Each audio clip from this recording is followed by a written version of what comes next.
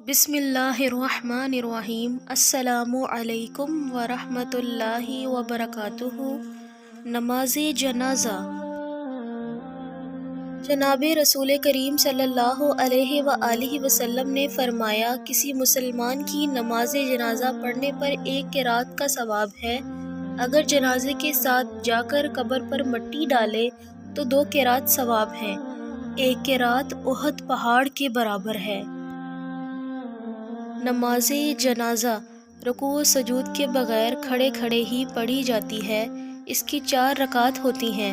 اس کا طریقہ یہ ہے کہ باوضو ہو کر دل میں جنازہ کی نیت کر کے پہلی تکبیر اللہ اکبر کہیں اور سینے پر ہاتھ باندھ لیں۔ سورۃ فاتحہ کے بعد کوئی ایک سورت یا کسی سورت کی چند آیات تلاوت کریں۔